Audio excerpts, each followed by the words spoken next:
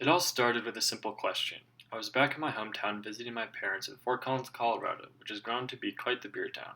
We had just finished dinner, and there was a few empty bottles of local microbrews on the table. I was rather new to beer and distinguishing the flavors, and had begun to question if people bought nicer beer for the taste or for how the bottle looked. Personally, I thought they all tasted the same, and quite frankly didn't enjoy any of them. So I lined three bottles from different breweries and asked my family that if these tasted the exact same, which one would you buy? This has been at the heart of every question I have asked for my research this past summer of 2015.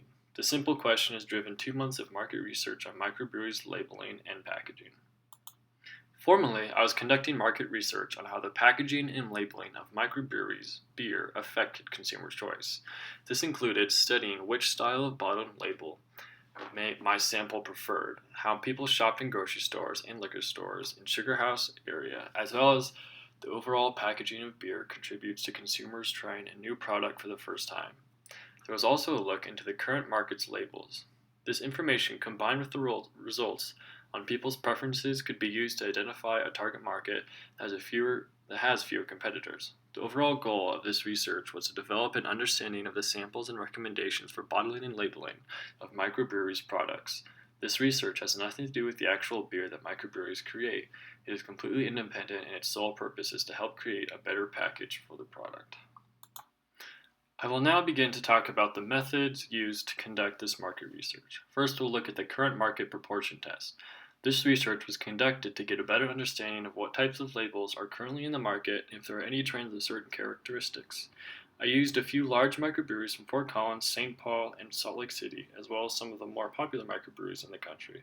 I then looked at their labels and documented the categories that they fit into. The categories looked for were the overall theme of the illustration, the color scheme, color saturation, whether or not they had a unique name, if they were organic or not, a beer description, and if there are any instructions on the preferable way to drink the beer. 128 labels from 17 microbreweries were run in this test.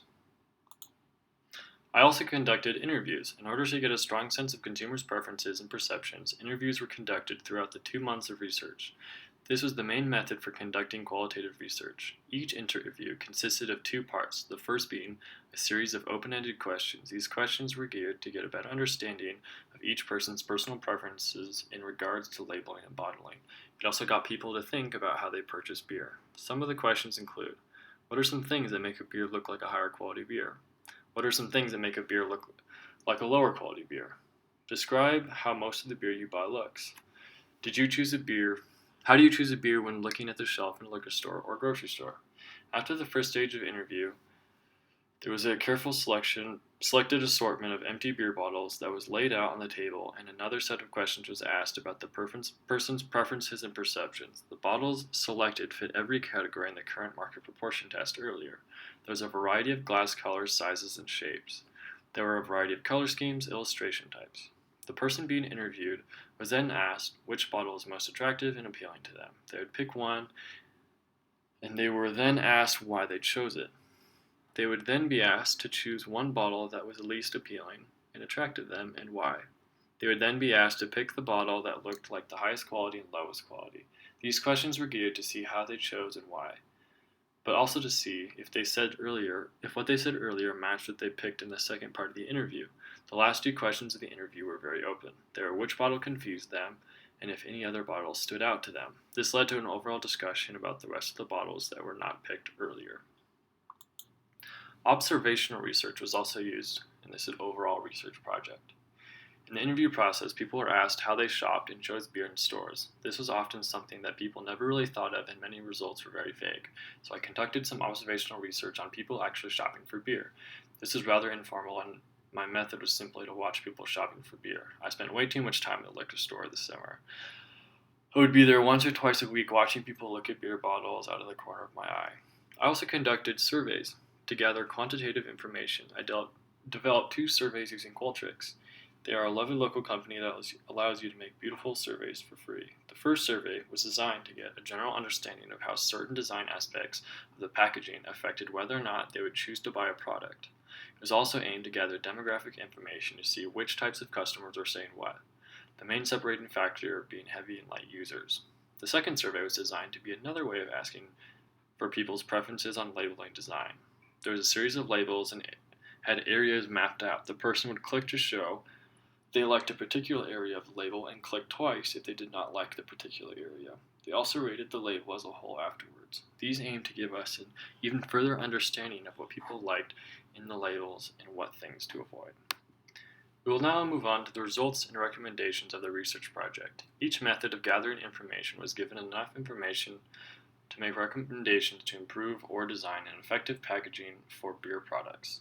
The packaging is seen as the last bit of advertising a company can do before a consumer makes the choice to purchase it or not. This is extremely evident in the microbrewing industry. There are shelves and shelves of beer, many of them falling under similar styles of beer, with the only way to distinguish them being their labels and bottles. Picking up 2 new stouts that have not been tried before can be ultimately decided by how it looks. An experienced beer consumer may know what flavors they like and what breweries they trust and are loyal to, however. This is very evident in my interviews. The older someone is, the less likely they were to try something new based on how it looks. For those students interviewed, they were nearly 21, had much more exploring to do. These people heavily relied on how the beer looked to make a purchase. Most of the people taking the survey and interviewed fell into this category. They were more aware of how they purchased and why they chose a product, because it was new and fresh experience. The current market proportion test also proved to be very beneficial. After looking at the sample gathered for the proportion test, these figures stood out the most. 73% of the microbrewers had a unique name. Only 4% were organic. 62% had a description of how the beer tasted, other than the style of beer it was. And only 8% had a description of the best way to consume the beer. This included the optimal temperature and glass, as well as how to pour the beer into the glass. In regards to the color scheme, 46% of the labels tested had a monochromatic color scheme. The next largest proportion was an analogous color scheme that was 31% of the labels tested. The lowest color scheme in the proportion test had a triadic color scheme with 9% and a complementary color scheme with 13%. The final design aspect documented in these tests was the illustration type. The most popular graphic was actually no illustration at all, with the main emphasis on the name of the beer and brewery. This category consisted of 35% of the total sample. The second most popular illustration type was 20% at landscape/geography. These illustrations had a large emphasis on nature and local geography. The least used styles of illustration were females with 4%, island themes at 5%, as well as rebel/genomic themes with 6%. In the end, the interviews were probably the most time-consuming aspect of this research project, but they had many benefits to them. The interviews were by far the most diverse and beneficial aspect of this research. I was able to discuss people's preferences and perspectives on quality. Everyone had their own opinions on what was the best bottle, but after doing many of these during the summer, I did notice some trends.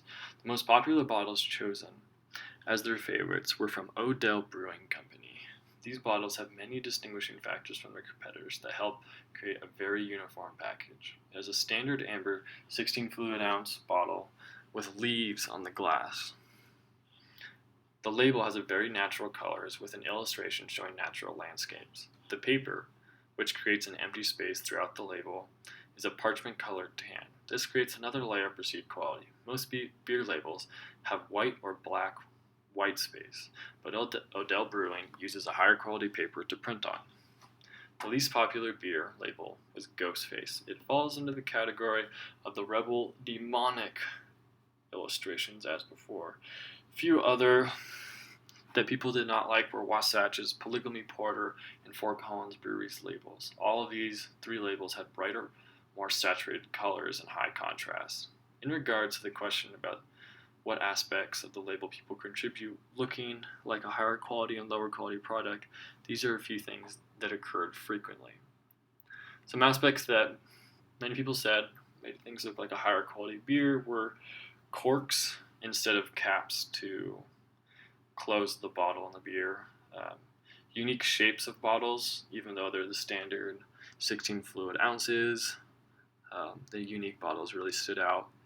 Colors other than red, white, and blue made it look like a higher quality beer because a lot of the macro beers that are mass produced, they use a lot of red, white, and blue color schemes. Another thing that makes it look like higher quality are bottles in general, foiling covering the caps of the beer, and a description of the flavors of the beer. Some things that make it look like a low quality beer are containing it in a can, using those red, white, or gold color schemes, twist off caps, and anything with the name ending in light. People also stated that if you're looking to try a new beer, they spend a lot more time checking out the label and looking at the product. This is very evident in observational research. If people are buying macro brewery beers, which commonly compete on price, they would walk in and grab a case and walk out. However, if people are shopping for microbrews, then they spend a lot more time reading the labels. They would pick bottles up and look at them rather than look at the price tag. One topic that came up a few times is the use of humor in the label. Wasatch uses a high level of local humor in their packaging, and the overall consensus is that it hurts the perceived level of quality. It was not seen as a bad thing, it was just not the best option. We will now look at the information gathered from the surveys. The surveys helped gather quantifiable information to support the interviews. The survey with multiple labels in which people were asked to rate them and pick their favorite parts helped a lot. Earlier in the interviews, Odell Brewing had been the most popular label. This survey also backed up this claim. On a 5-star rating system, Odell's 90 shilling label had the highest mean of 4.07. Deschutes Pine Mountain label was following close for second. Interestingly enough, it had many similar colors and design features as Odell's 90 shilling. They both had a circular frame around the landscape illustration. The colors are very natural as well. The lowest scoring label was Darkness by Surly Brewing Company. It had a mean of 2.5 on a 5-point scale. This also had a very similar design as the least liked from the bottle and review questions.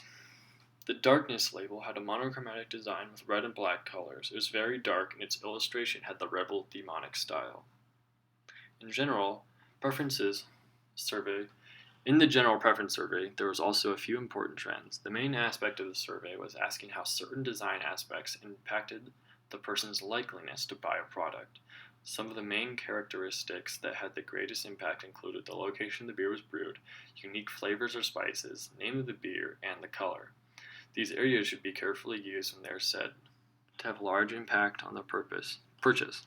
Some features that had little impact were organic, cap type, and serving suggestion of the best way to drink beer. After reviewing the results of the different types of tests conducted, there are a few recommendations that can be made in regards to designing an effective beer label. The label is the last advertising a company can do, so it is imperative that it takes a high level of consideration.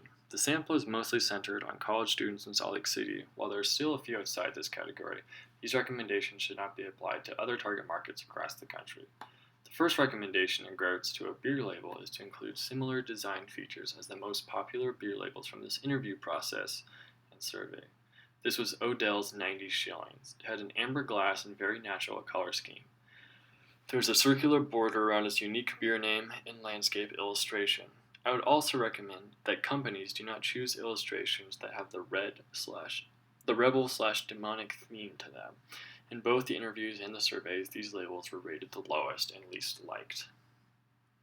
There are simple things that companies can do to increase the perceived quality of their products and avoid things that damage their perceived quality.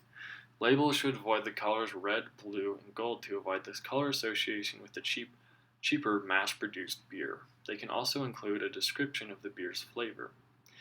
These are the simple choices that do not affect the cost of production while still elevating the perceived level of quality. The microbreweries should also try to use creative names and do not end in light. Finally, they should try to bottle their beer rather than can it. This was the most consistent thing that lowered people's perceptions of the quality of beer. I want to take this time to thank the Scholars Program in Westminster College for giving me the opportunity to conduct this market research and help further my education outside the classroom. Thank you very much.